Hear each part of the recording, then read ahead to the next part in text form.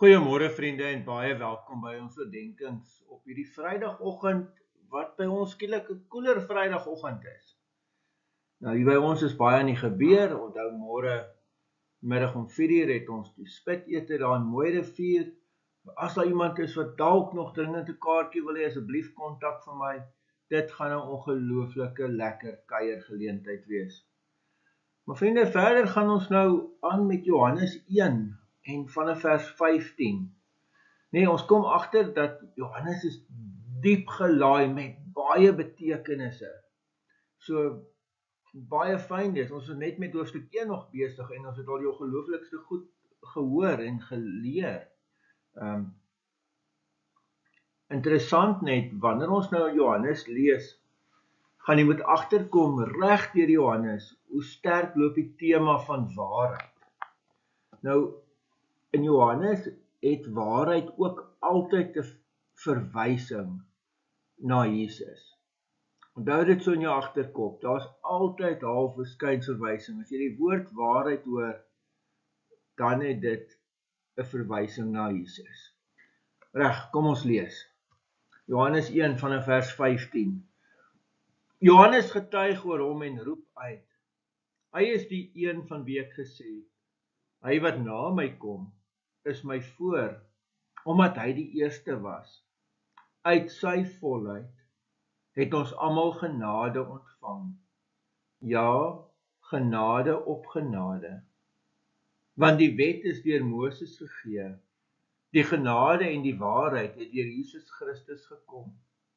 Niemand het God nog ooit gesien nie. Die unieke seun, God self, wat teen die bors van die Vader is, het hom bekend kom maak. Jo, kan ons dit net weer lees? Twee goed wat ons weer moet hoor. Uit sy volheid het ons almal genade ontvang. Ja, genade op genade. Jo, vriende, laat daai woorde net bietjie insink vandag. Genade op genade.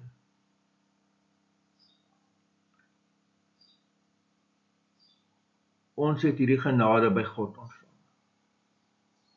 Ja, ons kan dit maar gerus uitdeel ook.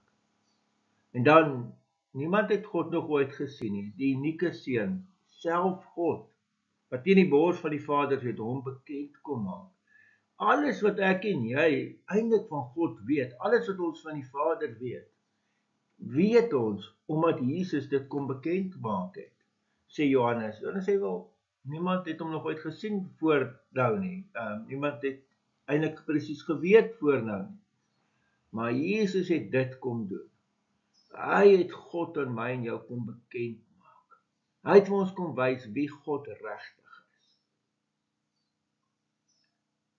Wanneer ek dit hoor, dan besef ek dat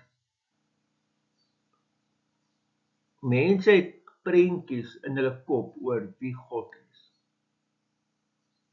Dit was daai tyd so en dit is definitief nou nog so en dit is met my ook so.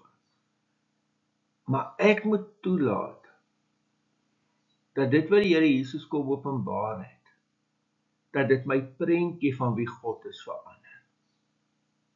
Mag die Here deur sy Gees my daartoe help. Amen. Here almagtige God, baie dankie ook vir die teks. Dankie dat ons dit mag lees. En ja, Here, ek kom bid dat U waarlik hierdie evangelie ook in mense se harte sal indra. Help ons om uit hierdie genade te leef. In die naam van ons Here Jesus Christus. Amen. Vriende, mag jy 'n baie mooi en 'n baie geseënde dag hê. Totsiens.